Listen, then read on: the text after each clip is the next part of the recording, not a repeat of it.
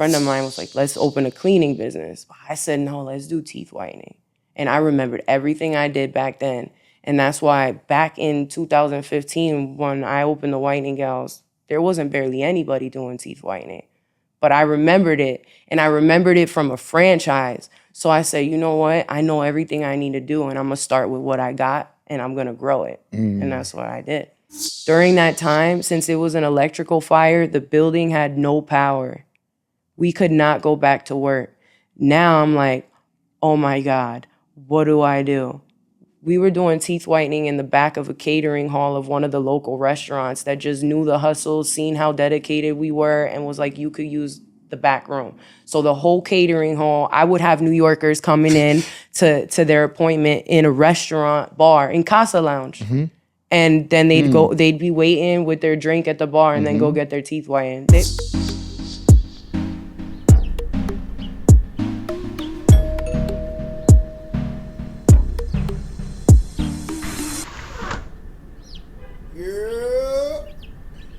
Hey, listen, I'm coming. I'm coming right now. Come on in, Truly honored and blessed to spend and invest time with these guests. But most importantly, spend time and invest time with you too.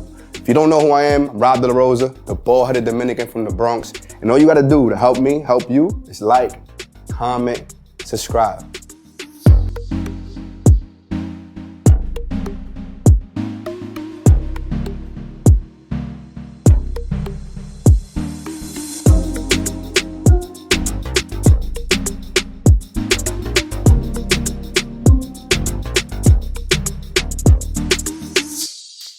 Ladies and gentlemen, welcome to another episode of In the Living Room Podcast, where we learn, laugh, and heal. And this one, I think, is going to be genuinely a very dynamic and very fun episode, right? Yeah. From the way we've met, from the things you've been able to accomplish today, multiple 6-figure, 7-figure business, powerhouse like entrepreneur, powerful female, empowering person overall. Ladies and gentlemen, the one and only Alexandra Signorini, Let's baby. get it, baby. Let's get it. I was going to mess that up. Like, Let's like, go. We clap it up one time. Yeah, Let me give a little ooh. So, for myself. So first and foremost, thank you, for coming on here, because we've had a conversation maybe 20... Was that 2019? It's 2023, so that was in 22. Well, it's about to be 24, so right in 2022. 2022, right then and there. Around that time, right? We had a conversation. It's the first time I met you. Very interesting conversation. What stood out to me was your energy, right? It was very, very strong, I would say. And you're very passionate behind your message and the things you do. Thank you. So I'm glad to have you here today. I'm grateful to be here. Thank you so much for the opportunity. I didn't know you before I knew of you, right? And because I didn't know you, I had trust issues about being inspired by you the way others were, right? But then I met you. And I said, this guy got something good. And I remember you were talking about this without revealing it all. And to see it come to fruition, I'm inspired. And I'm grateful to be here. So thank you. I appreciate that. It means a lot, because you was definitely one of those people that when I was sharing that with, it was more like, I don't know you either. Right? Like, I don't really... you felt it? I don't really know you either, but... Yeah. But today's going to be a great stage to get to know your story more in depth. And I appreciate you allowing that to happen on this platform. Yeah, I'm excited. And I see how people are really receptive to what you're doing. And I'm glad to be a part of it because, that's what we do. We reach people. That's how we keep it going. So for my audience, who's Allie? I'm Allie. I'm the founder of the Whitening Gals, which is a teeth whitening spa located in Northern Bronx. I'm also a mentor to over 10,000 pros, which are my trainees. We have a certification that I've created called Whitening Pros, where I give the complete blueprint to success for anybody that's inspired from what I've accomplished with my spa and wants to do the same for themselves, but may not have a lot to start with. So I like to be able to teach people to start with what they got and go exactly where they want to go and keep building on it. And that is the Whitening Pro certification that currently has over 10,000 pros from 16 years old to 65, men and women in 46 states and 7 countries so far. Yeah, that's me. Hello. Well, Hello. excuse me, right? Like, That's who I am. first and foremost, let me just say this. I feel away, y'all. I feel away. Here's why I feel away. Nah, not the guy with the Because here's audiences why. of hundreds of No, thousands. no. Stop. Here's why. Because she walked in, Pardon me. right? Met my man Narrative, and she was like, "You have really nice teeth," but she ain't compliment mine. Her, I need help. Nah, stop, Rob. Stop, Rob. I seen your. Don't steal his shine. I need help. I Man, never got saw great his teeth. I never saw He his has great teeth. teeth. I'm here like that. Word. I seen your teeth before. It's different. Happy belated nice teeth compliment. Thank you. You're Thank you welcome. so much. I needed it. You're welcome. But I wanted to, just to put the emphasis on that. Did you always want to work in this field? Like Hell no. Not at all. It was never a dream of mine to be involved with anything that has to do with teeth ever. I'm 32, but when I was 17, I lived in Southwest Florida. My mom had moved out there for an opportunity working in hospitality. And at the time, I actually thought fitness was going to be my calling because I dropped 86 pounds in 8 months, and it was a big staple in my life. It changed everything for me. And during that time, I was fit and I was a hostess in a mall. And these two gentlemen opened up a franchise called Da Vinci, which is one of the only franchised teeth whitening companies that they sell to dentists and non-dentists. And they have a kiosk right in the mall. So they came up to me and they said, "You should work for us." And I said, "Me? Why you want me?" They said, "I like how you are with people." I said, "Yeah, but I'm not doing teeth whitening. That's disgusting." And I'm just keeping it real. Right. You know what I'm saying? That's all I know how to do. I feel like the truth will set you free. So they said, "You don't touch the mouth." Then I was like, "Oh, wait. So I don't got to touch no teeth? I just got to be the people person I am with all the people that most of them have teeth. I'll take the job." It was commission based. And, you know, like for me, I was well, okay, I'll take this job only in the sense that it was one of the first jobs that I could make as much as I want based on how much I performed. At a young age, I seen a lot of money. I seen how many people were intrigued by the fact that they could just sit down in the middle of a mall and get their teeth whitened with no dental exams. Didn't matter if they had insurance. Didn't matter if they had money. They had the affordable amount of $100 to sit down for an hour and get their teeth whitened. Then I quit that job like I quit every other job because I don't like being told what to do by people who aren't nice to everybody, including the people that work for them and the people that the company's for. So I quit. And then I got into working in the gym. It's a long story, so just keep asking me shit. You know what I mean? I love that. Can I curse on this thing? You can't curse. You good. This is your home. I'm in the living room. You're in the living room. Love that. What you said in that story caught my attention right away. You said 17 years old, you dropped 80 pounds. 86. Don't forget the 6. That 6 count. That you was 6 a big does girl. count. Like so here's what I'm trying to say because to drop 80 now is your past. If you're okay speaking on how much did you I'm okay about speaking anything from my past, Rob. Cool. So just know that. So how much did you weigh at the time that 227 pounds. 227. 227, and I went down to the lowest I went to was 137. So this is what how you makeover is what I see happening. Like the way I would have never guessed in a million years that you weighed 200 or something pounds. I love when people say that because then I'm like, oh, I look skinny now. All right, cool. I Yeah, look like I I've would've always been this weight. Love that. Never would have seen that. Yeah.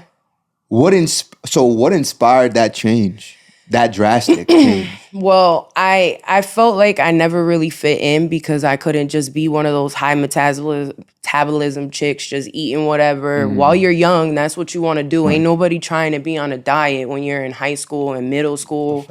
And I was tired of it, so I was trying to make a change, a conscious change, but I didn't really have all the information yet, right? So I remember this guy in my mom's job came up to me and I was eating a salad. And he tried to diss me about the salad and how do I have good skin like that? And I'm like, I'm eating a salad right now. He's like, that ain't no salad. It was from Taco Bell, y'all. Taco Bell salad is different. Listen. Okay, I can see the not knowing the knowledge. I see what you're saying, though. So he made a diss at me, and I remember that day I had just gotten the Planet Fitness membership, right? So after my Taco Bell salad, I was going to go to the gym. But when I went to the gym after that comment, and then, you know, I was young, so I definitely, I'm sure the audience would appreciate a little laughter.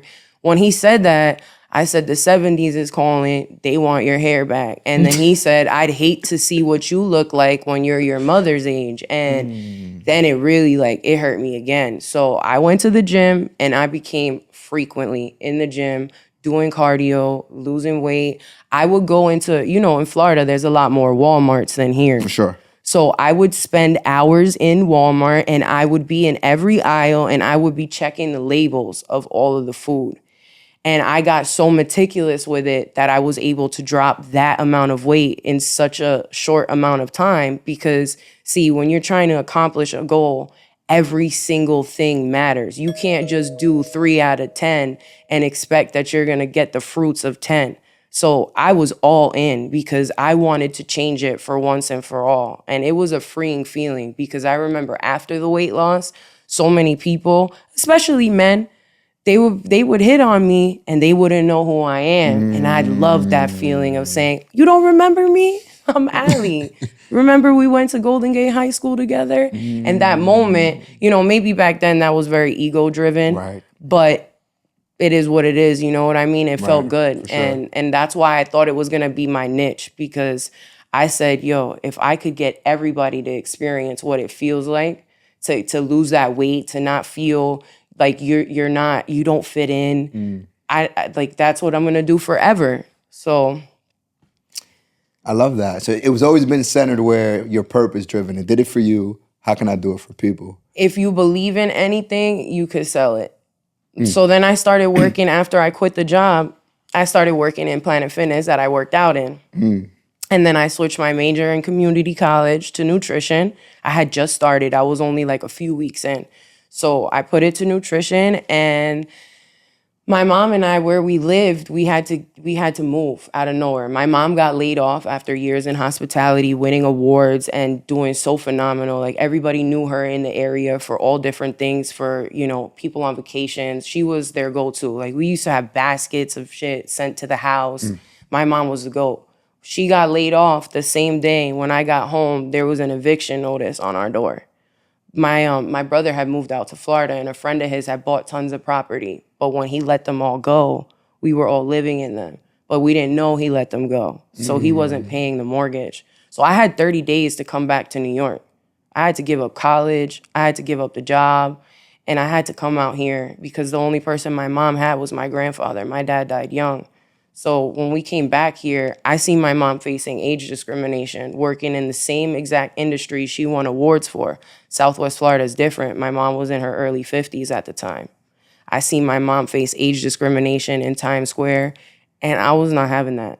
So I went into every gym looking for a job, and they wanted me to be a trainer. I said, look, I don't even know how the fuck I got in shape. I just know that I did everything I had to do. But I want to be responsible for people making the decision to get started, and I need more money. So they put me in sales, and that was my first sales job here in the Big Apple. You know what I love about there's a lot that you said there that caught my attention, but most importantly, it's the initiative. Here's a question that comes to my mind. Do you feel like you are driven more by pain than what there is like grace or love? Like, the fact that those words hurt so much, it caused drastic change? Is that like a common theme, you think? Anybody that knows me really well and knows whenever I'm going through something, pain is the best fuel to put in the tank. I think it is, because it's just like, hey, if I overcome this, I really have victory. You know? So pain fuels me till this day. Got it. So how did this circle back? So it's something you saw 17 years ago. You quit. You're in sales. You're in the Big Apple. What makes you say, there goes those teeth again? Well, working in New York Sports Club and doing sales was the first job that I had that I made a lot of money. I made a lot of money. I remember my tax return saying like 76 grand, and I hadn't even been here a full year, and I was 19. Right. What was the question again? How did you come back to teeth? So Sorry about that. You're good. I never seen so much money before, and I was gonna stay in that forever, you know? Like I said, we don't get taught about profits and building our own. We just get taught how to be great working a job and climbing up a ladder. And I did that. I did really well in New York Sports Club for years. And then LA Fitness came into town and they wanted to recruit the top salespeople, and that was their mission. So I went into LA Fitness, and then I thought, okay, this is gonna be a better company. I'm gonna make more money. I'm gonna move farther, quicker, and be happier.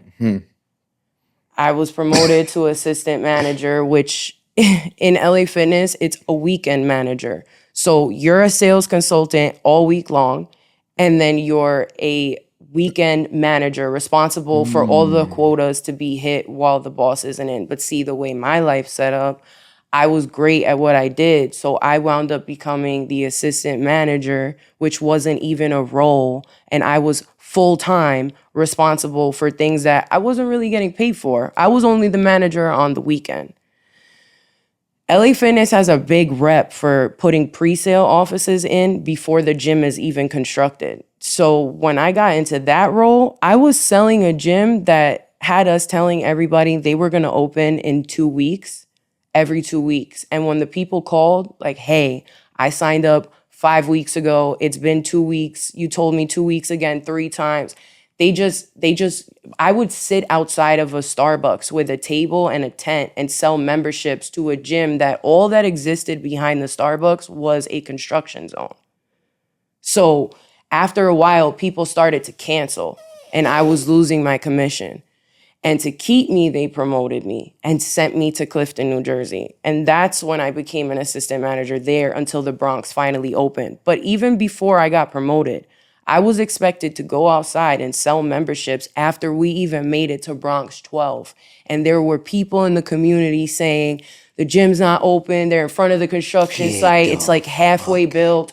And they're like, they're still telling us 2 weeks. Now, these people could have canceled and gotten their money back. And a lot of them, when they started to get fed up, they did. And the crazy part about it You is getting chargebacks for that? they took the commission back. So I would go into work and I just brought all my people, the same way you would, because you have people that follow you in everything that you do. For sure. All these people that I said, hey, guess what? I'm at LA Fitness now. They all started to cancel. So I would go into work and have a negative 1,600 commission.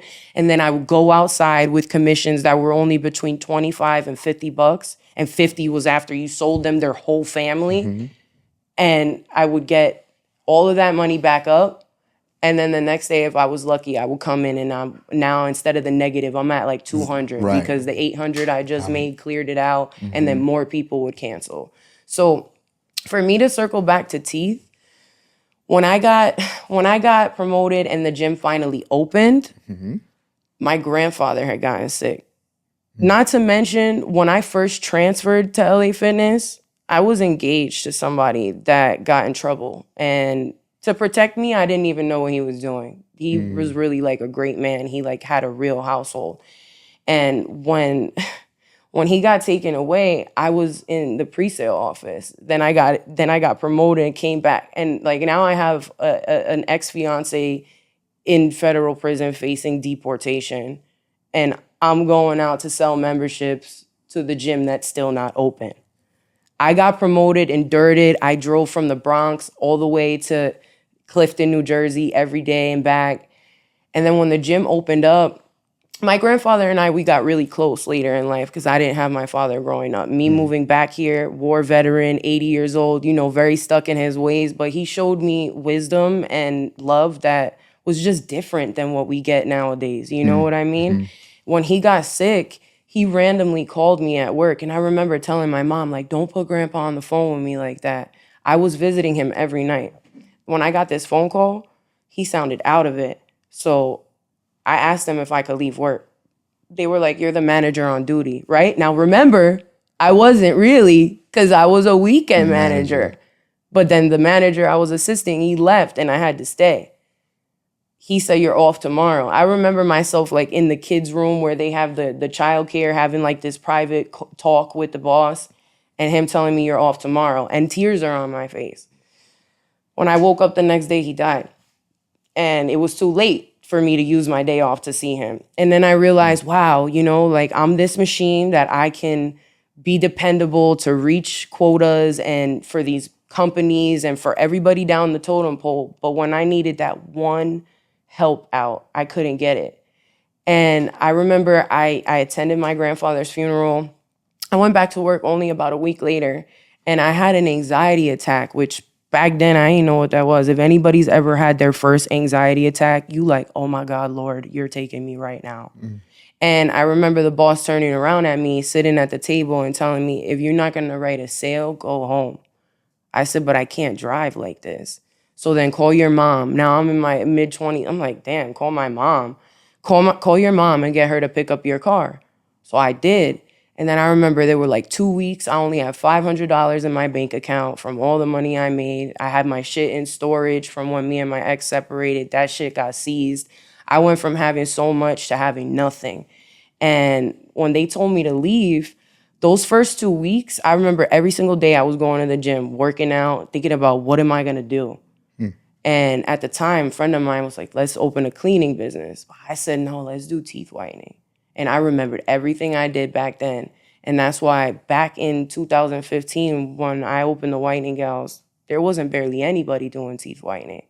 But I remembered it, and I remembered it from a franchise. So I said, you know what? I know everything I need to do, and I'm going to start with what I got, and I'm going to grow it. And that's what I did. Tell me Last about $500. Tell me about that 500, right? That first and foremost, hold on. Wow. Shit. That was a lot, right? Like if roller coaster, yeah, the nitro, like that was No seatbelt, half a a seatbelt. series of events right there, and it shows it makes sense. It's making sense of who you are today. It really is. Last 500, when it finally hits you and you say, I'm doing teeth whitening again. How far did that 500 go? Like, did that?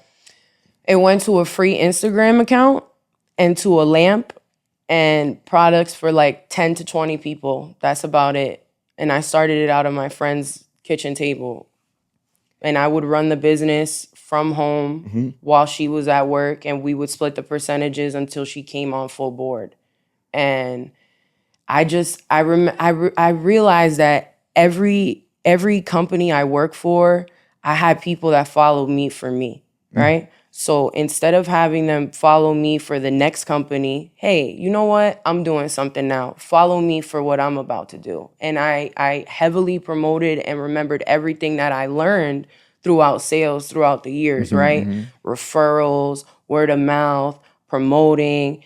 And I remember back then, Instagram wasn't even lit like it is now. Like when you go to the grocery store and the cashier got 500K and you like, anyways, that's neither here nor there, right? So like I would be getting shout outs from people in the area and I'm like, yo, I just got a shout out. They got 1,000 followers. And what's funny is one of my first clients that brought me so many and made me believe that, you know what? This is the same shit. I'm just doing it for me now, because if one person likes you, they're going to tell everybody about you. And it was Jay Clash.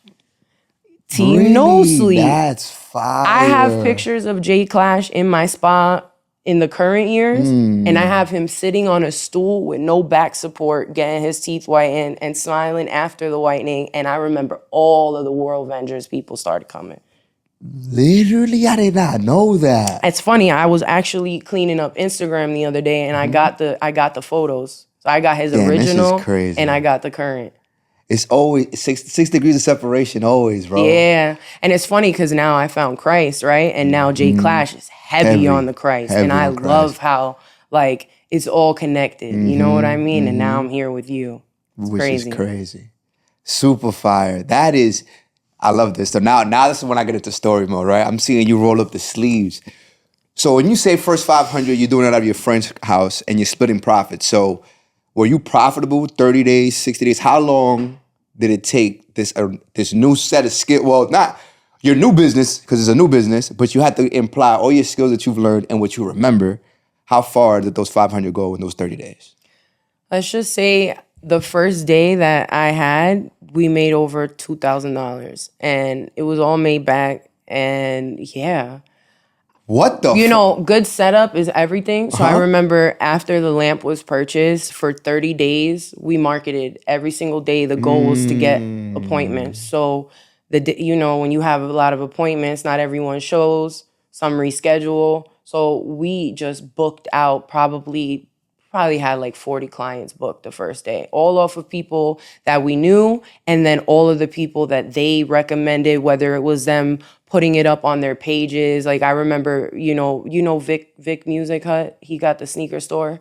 Big music. What does that The Music Hut, or what's the Hut? Like that sneaker store. It's ringing a bell. Yeah, I remember, he was one of the business owners that I knew at the time, and he had posted it up. So all these people posting and, hey, their grand opening. Mind you, the grand opening was out the kitchen table with a stool with no back support. You know what I mean? Fire. So, teeth whitening is extremely profitable. You spend very little to make a lot. And the best part is you don't got to do much except connect with somebody that has teeth. You don't even got to touch the mouth. So it's like, you know what I'm saying? Let's just say there was a lot of cash in the crib. So look, damn, that's crazy. I didn't think you were going to tell me you was going to. I did not expect for your turnover time and that to make a profit that quick off of that 500. Did not expect for you to say right away. That. Okay. So when this happens, day one, right? Do you feel that you were going to get to a place where it was going to earn you 6 figures? I'll be honest, since it was the first time that I was able to make so much money and keep it and not have to get taxed on it or give it back to somebody, I was just so content in that beginning stage that, and I was also a lot younger, I didn't know what I know now, but back then I wasn't even looking that far out, honestly. I was just so happy with the way my life changed in that moment. That's a big message right there. Yeah. Right? Because the reason why I received that so well, because there's 2 things that happened when you were saying that story right there was people were following you because of you and you wasn't giving that to another company. And the results showed you instantly in 24 hours. If you're doing something for you, this is a taste of what it could be. And then your level of appreciation of what happened, the thought of making X amount of dollars or putting a goal didn't matter because you were fruitful and happy what you were doing right then and there. Oh yeah, amen. Okay, so give me the plot twist. No, yeah, I was gonna go there because now, look, you make this money. Where's the mistakes? Where's the Well, first of all, my ex-partner's landlord at the time, there was so much in and out from a house. It was in Pelham Manor by like the BJ's and all that. He thought I was prostituting in her crib. Oh, Lord. He thought I was prostituting in her crib because of how many people were in and out. And I said, look, buddy, respectfully, I would sell drugs before I sold my ass. And I thought about that. I thought about selling drugs, right? I'm going to keep it real, right? I thought about selling drugs, right? Because at that point, I'm like, I'm not going back to work for nobody. It gives me anxiety just at the thought. So I couldn't foresee myself going into another job and having that anxiety attack. Like I couldn't perform. I tried after that first happened, like for maybe a few days, but I couldn't do it. Like I was giving tours of the gym and on the elevator, I'm hyperventilating. So we went mobile. We went mobile and logoed the back of our cars at the time. There was a friend of ours that had offered her a room in her spa. So when we all had connected back then, right, it was almost like, okay, now we're all going to do this together because she already had a spa. And then we got very busy in that room and it was just so many different things had arose where I wasn't able to flow in there and I became the bad guy. And I remember walking out with the lamps on my back. And I remember that day, I'm like, oh shit, what are we gonna do? And at the time, my ex-partner was like, well, just make posts, we're gonna go mobile. So we started going mobile, and I remember this woman called me back and was like, I want a touch up. And I'm like, well, we're mobile, I gotta go to you. She said, well, I'm not home, but you could come to my spa. So from being in Throgs Neck in Pelham Bay, where we were using that room, and that's our area where everyone knew us, this woman was in 169 between Prospect and Tinton in a salon called Rolo's, right? This is crazy. We went and did her teeth in the back, and it was a vacant room. It did so well, she was like, just use it all the time. So then now we had that stand location. We would give her a cut of all the people we serviced there, and would continue to go mobile. Then even that got uncomfortable, right? Because I remember like leaving the notebook with all the clients, and then the notebook, like, hey, I have your notebook. And then it's like, hey, maybe you should pay me more. But one thing I could say is that that woman was another person that I was like inspired by. This woman had barbers, had hair braiders, had Dominican chicks blowing out hair, had colorists, but she was a culinary chef from DR. And that's what she loved. She was selling fajas, beautiful woman. And she even made a kitchen in the spa, in the salon. So in this spot, you could get your hair done. She's bringing out plates. And then if you went to the back, she turned that shit into a fun fest. There was hookah, tables. Turn I mean, she Is did. it open still? I know, right? No, she's actually fire. pursued her culinary career and has a fire restaurant in the Bronx. So at that time, then it was like, you know what? It's time to get the storefront. And that was month 8. And after the lease was signed, a lot of older people kept coming to the shop saying, oh, are you guys cutting hair again? And I told my mom, and she's like, you know, that's where your grandfather, I used to bring him to get his hair done. I even wound up training the woman who wound up now down the block, who does hair still, but sold her salon. I trained her. And she does teeth whitening in her services list. And she used to cut my grandfather's hair. So like the emotional connection I have to this business is crazy. And it just, there's no doubt in my mind that it's what I'm supposed to be doing. Like it's deeper than the living. Like he told me, you know? Right. Like it's crazy. You know, I want to piggyback on that. First and foremost, let me say, my reaction to what you said about the prostitution, I was definitely not laughing at you. It was more like of a shocking, out of all things, he could think that, which is insane.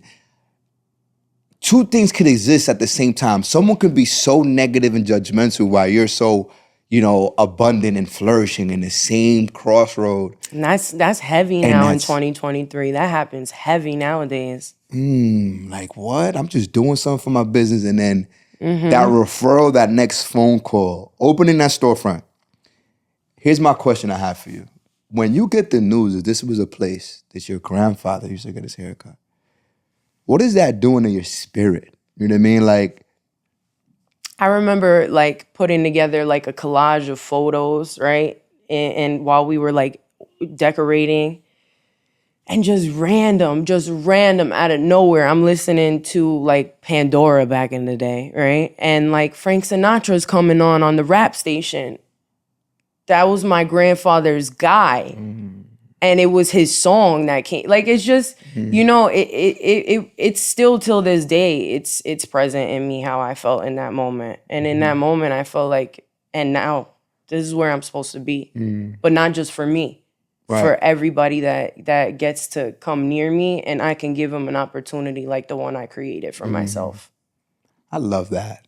So tell me how it feels now having your storefront, because you no longer have to, you've been pivoting that business a lot, right? Seeing high profits, but you don't find a home yet. The home is a place that your grandfather used to be at a lot. So I can only imagine the aura in that. Honestly, I'm actually excited to go, right? And before that, right? Before that even happened, we would go from here all the way to Jersey, Connecticut. I was in barbershops, hair salons. The pop-up shops would be on a Friday night. I'd probably have like 2 people booked from the guy. I'm driving all the way out to like Rahway, New Jersey. And then it goes from no people booked to like 10 people, and I'm leaving and I'm counting $1,800 cash, you know, after paying out the barber that owned the place, you know? So yeah, the storefront was a big step because for me, I was like, oh shit, we got to rent now. I don't like all this money I'm keeping hidden in the bedroom, you know? But it's always kept the smoke under my ass, you know? If you don't got no responsibilities, you'll stay in the same spot. You won't really grow like that. So it had to happen. So tell me that transition as an entrepreneur now, where you don't have overhead like that because you can go, right? And that, you said it best. Keeping that money in the mattress kind of feeling, it's different. And now I'm going, okay, well, now I need an establishment. Let me make this, not that it's not real, but now the responsibility has a forefront. Real, because it's not just storefront. We got to get an awning up on that shit. We got to make sure it looks good. We got, we got Con Edison to pay. So it was definitely different. It was different. But there's so many challenges that happened because once the business was finally soaring, my mom calls me one day and she's like, hey, honey, because my landlord, he owns the building and he has a pizza shop that's right there in the building. And she tells me, there's a one of the restaurants is on fire in your building. And I'm like, what? She's like, yeah, somebody from my job that always goes to Emilio's pizza shop knows that, you're in that area. So I said, oh my God, Mom. All right. So I called my ex-partner and I was driving over there and I'm like, yo, where you at? She's like, I'm on my way. I'm like, but you let in the fire department? She said, no, I'm not there yet. They ripped apart the whole fucking store because heat rises, and now this part of the building is an addition, right? So when you come to my location, it brings you to the front of the building, but I'm on the in block. So this was an added part of the building years ago. It was the only one with a second floor. So the restaurant that had an electrical fire was adjacent to my back wall. Heat rises. There was a karate guy that owned a studio, but he did not have the proper insurance. His shit burned down and it was closed. During that time, since it was an electrical fire, the building had no power. We could not go back to work. Now I'm like, oh my God, what do I do? We were doing teeth whitening in the back of a catering hall of one of the local restaurants that just knew the hustle, seen how dedicated we were, and was like, you could use the back room.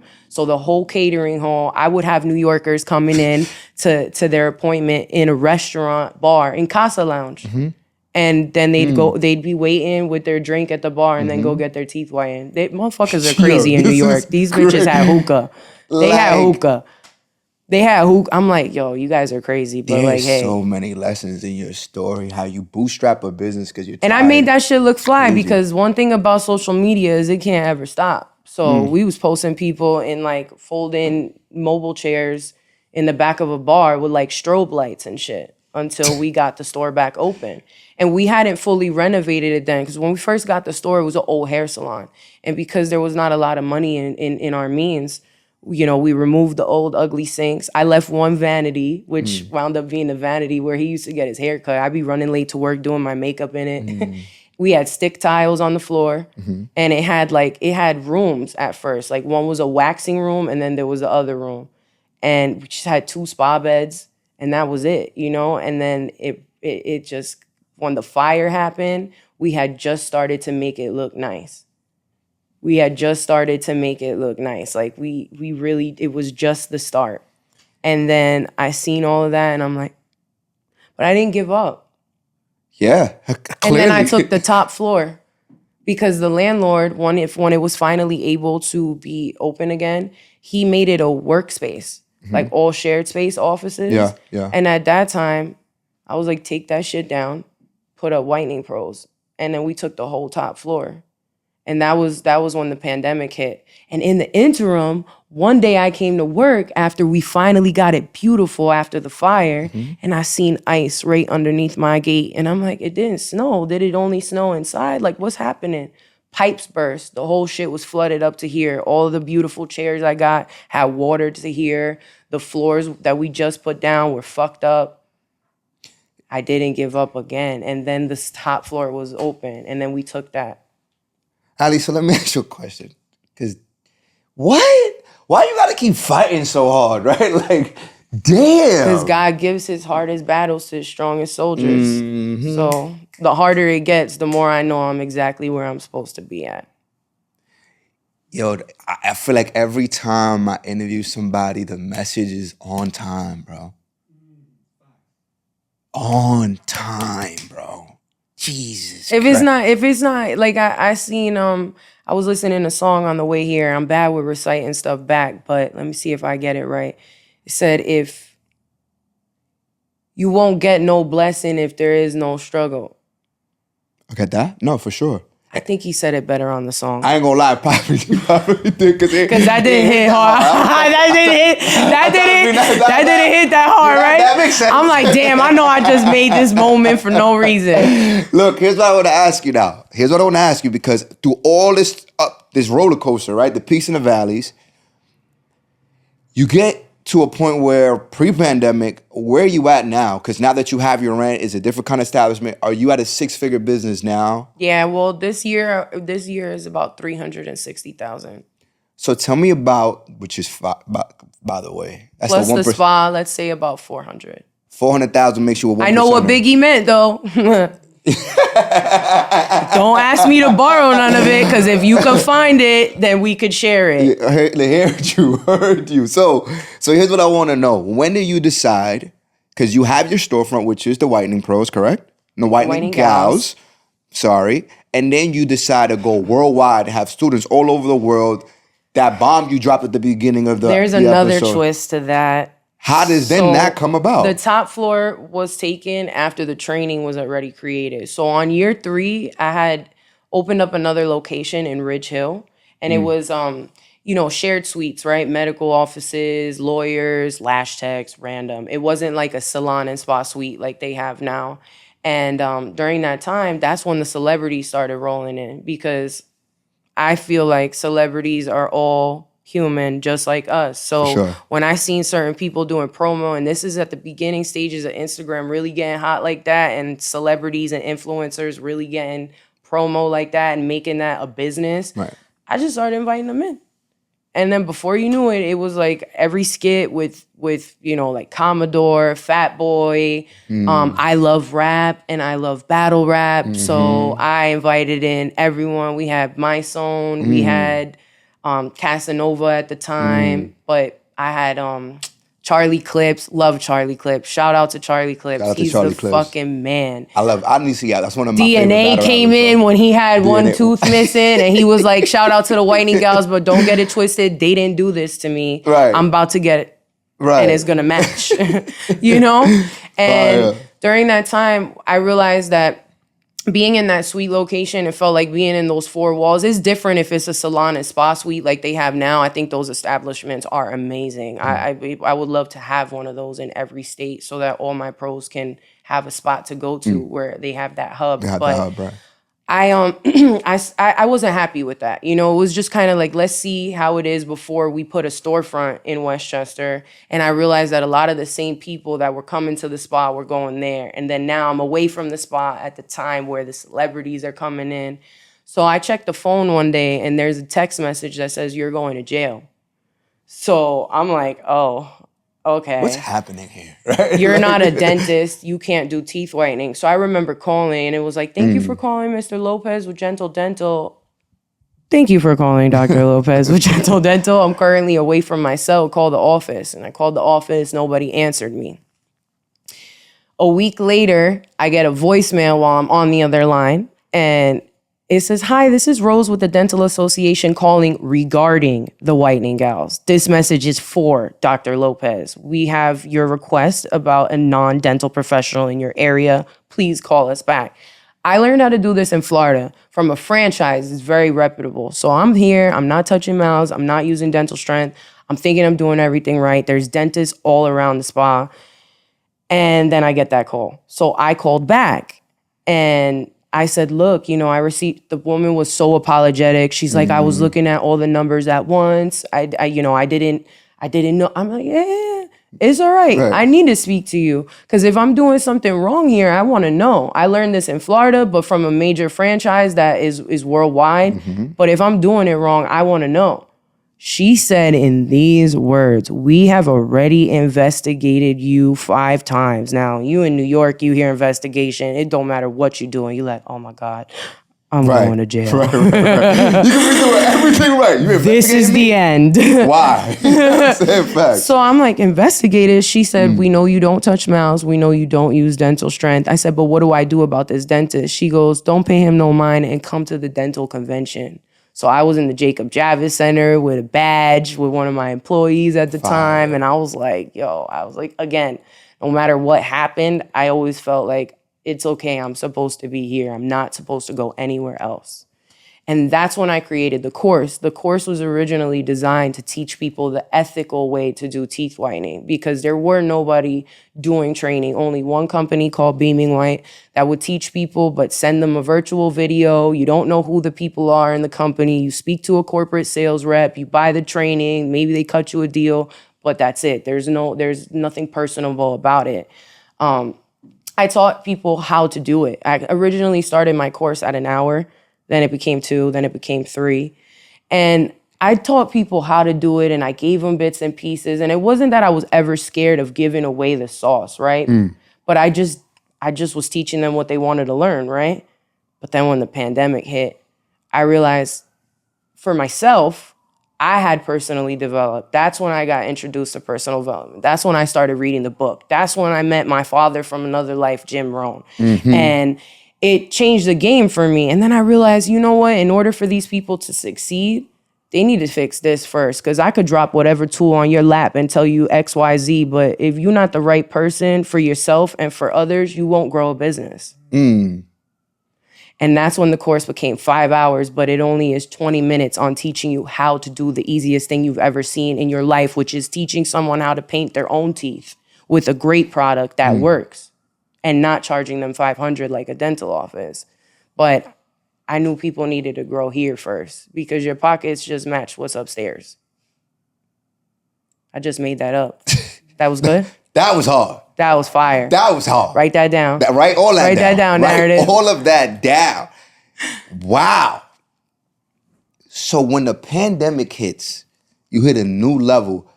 What is it? So this is, I'm excited when I start to say something and I catch myself. My brother the other day, right, said something along the lines like wording is very powerful, okay? Wording is very powerful. It also paints a story, it moves emotion, right? So the other day, my brother was undergoing something that was, it was a bit frustrating. And when I have a conversation with him, he goes, I'm practicing patience right now. I'm practicing patience right now. Had me dying because the idea of like, I'm gonna put this into practice. I say that to say, it seems like every single time you see adversity, there's a different level of strength. Is that embedded? Can someone practice your strength? Can someone borrow that strength? Like, where does that come from? That something stops you and it doesn't matter. Let me make a sharp right turn. I'm a firm believer that once you make a decision that you want to do something, there's gonna be detours. You ever seen that where it says like people think this is what success looks like, but it's really like this? That always stuck with me. And I just feel if you're really committed to what you say you're gonna do, it's for you and you can't let yourself down. So every time I'm faced with adversity, yes, do I have a weak moment where I want to crumble? But I've learned over time to give myself 48 hours and then it's time to get back to game time or else you're a quitter. I don't like quitters. I don't believe in quitting. I feel that I have to win. My dad died when I was 4 and he had a big insurance company and went to the military, was a taxi driver, got recruited into life insurance sales, and then after killing it, opened his own insurance company. I feel that I'm also completing what he didn't get the chance to do. And I've also lost people close to me and didn't have a chance to say goodbye. So I don't feel that we're here by accident. I don't feel like I'm supposed to wake up and just wing it. If you get adversity and you're like, that's just not who I am. That's just not who I am. And being that now that I'm in the training aspect of it, if I give up, there's tons of people that look to me to get started. And the shit that I could give up on is big issues. So if I could tackle this, then their little problems in the stages of their building of their journey is nothing.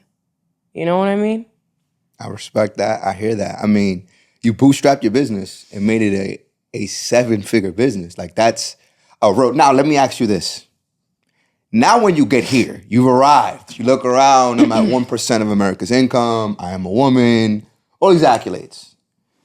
How do you reflect now from the time when you first got paid and said, listen, I was just happy with the now, right? Like, I made $2,000 and I wasn't even looking at anything else, okay? So now getting to this level, is a business, so now you're monitoring over year, these mentees you have, making sure they're doing stuff. How do you manage this big business? I think when you grow and you reach that certain level, you can't forget what you had to do for that little money that meant so much to you, because all that little money was a collective to get to you, to the big money. And when the big money run dry, you got to do everything you did again to get all that little money and get back up, because that little money was blood, sweat, and tears. That little money was like, I'm going to show up even if I think I'm gonna fail, you know? And I think it's always going back to the basics. How do I manage it? I manage it the same way as when I started. The same thing. Because if not, then it becomes that I'm too good for this mentality. And then you're not a leader, because if you're not willing to do everything and now you made it here, you can make it somewhere, but if you're still not doing everything that got you there, you lose it real quick. Is this thing on? How was the answer? Just kidding. Let me ask you a question on top of what you just said. When someone gets started, right? When I can hear your passion behind someone, you helping somebody, but someone gets started and they're unsure that they can get the success or results that you have, right? Okay. What does that conversation look like from mentor to mentee, right? Like, what do I expect if I decide to become a student? You know, I don't got the Wally teeth, I don't got the narrative teeth, but I'm coming. People might just walk in here, I might just whiten their joints, you know what I'm saying? But what I can certify you. Like, what I'm trying to say is, besides the joke, is there's people right now struggling. A lot of people doing different things. Teeth whitening became something more popular. You're definitely someone in the, like, before pioneer kind of spaces. I remember people always feeling like it's too late to now do this because everyone is doing it. I think it's the stupidest shit. Let me just look at the camera. To always find an excuse where the blessing is right there. It's crazy. You don't do it because nobody's doing it. Then you don't want to do it because everybody's doing it. It's always something. So all I have to say is, what can I expect if I'm brand new? And I get But are started? you brand new? Are you on a phone call with me and you haven't gotten started yet and you're trying to figure out if this is right for you? Yes. Well, I like to find out what your life is like right now. Are you a parent? Do you have kids? How's it going? How's the income? You have help? Are you doing this all on your own? And what do you want your life to be like, right? Because if that person tells me all these great things that they want, in the world we live in, you need money for that. So you could tell me tons of people whiten teeth, but everybody has teeth. I'm not certifying you, and no disrespect to my lash techs, to my estheticians. I'm the SD bestie, right? But, those saturated markets are of things that are not everybody's specific personal choice. Not everybody wants lashes. Not everybody wants to get their body contoured. Some people want to go to the gym. Not everybody goes the route of getting surgery on their body and then needing massages, right? So if they have a doubt of, if everybody's doing this, why should I? Because what kind of life do you want? The profit is high. You make a lot of money doing teeth whitening. Everybody has teeth. So the question is, do you like people? Because if you don't, there's no business that is going to work for you. Because at the end of every transaction is a person. And I've never paid anybody that I didn't like. And I feel like that's the important step. I need to find out what your views on people are, And then I could change that too. Right, because it could be a person that's not got to learn how to open up to people now because of the position that they're in or something. They're products of their environment, We've been told things that have become who we are, Money doesn't grow on trees. Money is the root of all evil. You know how people are that have money. Right. How you know? You never been one. Right. Right. Like, let me show you what it's like. And let me introduce you to the real deal that actually has seen and touched a lot of money. But the only reason I did that is because I've touched a lot of people. And I wouldn't be able to do that if I didn't learn how to love myself first. So when I hear any of that pushback, I could hear the deficit of love in that person's life. And I feel like, yeah, it might be through a teeth whitening course, but I'm going to give that love and I'm going to watch this person grow. Maybe with this tool forever, or this tool may fuel their next passion. You may want to go and open up a med spa. You may be in school for that, but you need cash. So when you're making $180 profit off $20 and 60 to 90 hands-free minutes on every single person that has teeth, well, here's your cash cow. You know? Yes. Yes.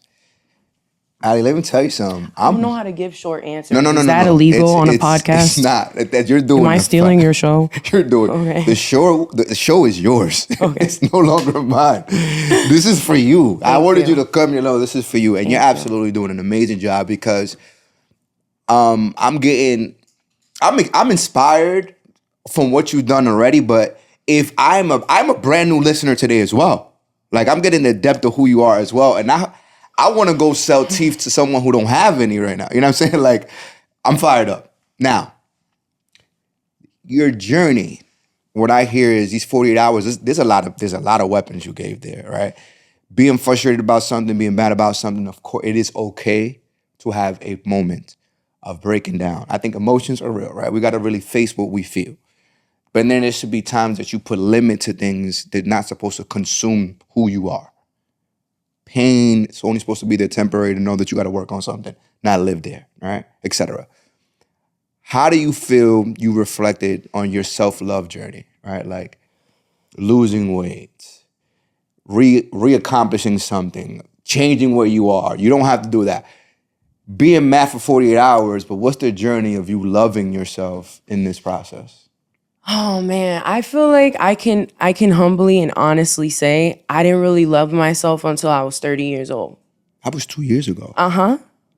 So throughout the years, I thought I was, because you get a little bit better, right? Every time you love yourself a little more and you go back to your old ways, it's a little part of it that's left, right? Because life got better, but then the hard wiring, it brings you back. So when I turned 30, and that was the year that we made $1 million, I remember I was introduced to a book called Secrets of a Millionaire Mind. I know you read it. Saved my best friend's life. It changed my life. And reality is, I realized that, so much of the business involved people, whether it was the people buying product, the people taking the course, or the people in the spa, right? And that was a big motivating factor for me. Like, oh, okay, I gotta read this book. Oh my God. Mm-hmm. But when I realized, okay, Secrets of a Millionaire Mind, I wanted to make $1 million. And then when I started listening to the book, and I'm like, wow, it's really all about like people and like how you view them and how you view yourself. Mm-hmm. That's when I really started to apply that in my life and start really digging it deep and not being scared to be a confident person that toots their own horn, because if you don't, nobody will. That's when I realized I had to do a lot more work. But then my life took another turn. My relationship that I was in, that I thought it was it, like it was it for me. I thought it was it. When that failed, my brother had just died a few months back. And I remember my ex saying to me, "You'll be all right, call a whitening pro. They love you." And then I realized, you know what? It wasn't always so much about a lack of self-love. I think I loved love so much. I was a love addict, but I wasn't giving it to the right people. The people that need it the most is the ones that had the least for themselves. So those are those people that call me, because money is a merit of good service. Money is a merit of good character, right? So many people don't know how to develop that so that they could get paid. Bro, yeah, like this. Listen, they don't have the right people around them, and then there I come from a cold sales call that they just seen my Instagram and filled out a form because they want to make as much money as me, and then the phone call is just so enlightening and so personable, because now they know, you know what? I may not have the right people in my circle, but if I hire this lady, she's it. And then I become it. I don't just sell it. I don't give them the dream and give a nightmare. Like, I'm that person for them. But it comes with being vulnerable, Mm-hmm. Everybody that has ever taken my course knows the truth about me. Like, knows, like, hey, I was just like you. And I still battle those emotions. I think emotions, too, having the awareness of what the emotion is, right? Because how many times people say, I feel sad, I feel depressed, I feel this. Do you know what that feeling really is? Do you know what is making that feeling continuously present in your life? There's something deeper than the emotion. It's something that you feel permanently about yourself that creates that perspective lens at how you look at everyone else. I'm gonna say something right now. Like I don't know who you were before, but I can tell there's been work done, right? And whoever is listening or watching to this podcast, people like words lose value sometimes. And when I say something like that book saved my best friend's life, I mean that, right? Well Found number 9 says rich people are bigger than the problems. Poor people think their problems are bigger than them. He read that once, changed everything. It was also put in that book where it says, in order to be a great giver, you got to be a great receiver. And hearing that for the first time, I was like, damn, Rob, just take the gift. Let people help you, all right? The book could do things for different people at different times, and I hope you guys go grab that. As a matter of fact, I'm going to link that in the description below for sure. And I really appreciate your transparency, right? Like, this thing that you were sharing that I didn't even ask, and you gave the freedom for us to understand that you're an open book for real. Oh, yeah, man. Yeah. I have another good book for everybody. It's called How to Love Yourself Like Your Life Depends on It by Kamal Ravikant. And just one little thing that he brings up in the book, right, is that whenever you're about to do something and you're unsure or you're feeling something, like let's say you arguing with somebody and you always argue with this person, you always react the same way, and then afterwards you always feel bad, right? In those moments of uncertainty, if you ask yourself, if I love myself truly and deeply, would I allow myself to feel this emotion? And every single time you're going to get a no. So you could stop doing everything you've ever done that keeps getting you the same shit you've ever gotten. And you have to replace it with self-love. But listen, y'all might not know how to do that. So if you got $5, go to Home Goods, get a nice towel, put it on your back, feel some love on yourself. I mean, you got to start somewhere, No, that's real. That's real. And so much given in so much limited time, right? Yeah, so I gotta do it for my people. Is there something we could do for the audience because they're listening? Oh, it's already been done. We got the discount code. So when you drop this, it's active. In the living room pod will be the discount code to get you guys $1,000 off my certification course that you can take. And then after you take it, I'm your mentor forever. My girl, Allie, I appreciate you. Look, I wanted to say a couple things. Thank you. Yeah. Thank you for one. Allow me to give the world access to who you are, because this is your first podcast, right? Yes. And people come across you on YouTube or wherever they hear this is the honor to know that we shared this moment, all right? Because when we met, who would have thought? Crazy. It's insane. Crazy. Even before we met, and I knew about you but didn't know you. Right. Very true. Very true. This is amazing, and the way we link too, because this is why. Look, this is I think a message I want people to know. Being a good person and being a person that wants to do good by people or work on your craft for the benefit of you first is cool. It's good for you. The whole slander, the culture just shitting on people, it may get views, but it doesn't serve you. You could get right by being yourself and being good. Good people win. Always. Good people win. Always. Anything else you want to give these lovely people? You gave us so much. Just to tally back on that, I mean, people will never remember what you did for them, but they'll remember how you made them feel, So if your goal is to succeed, make sure that how you make people feel is a feeling of success, That's a big thing for me. 100%. Where can these people find you? You can follow me on my personal account, which is Selfmade Sigs. Selfmade, come on now. You already know what time it is. You can follow my spa for the #1 laser teeth whitening in NYC at The Whitening Gals. You can also visit the website, which is www.thewhiteninggals.co. And if you are interested in learning more about my training program, you can find more info on my website, and you could also follow Whitening Pros on all social media platforms. Ladies and gentlemen, another banger of In the Living Room podcast where we learn, laugh, and heal. Bring that in. You are amazing. That was, let me get a hug. You bodied that. Yeah. You bodied that.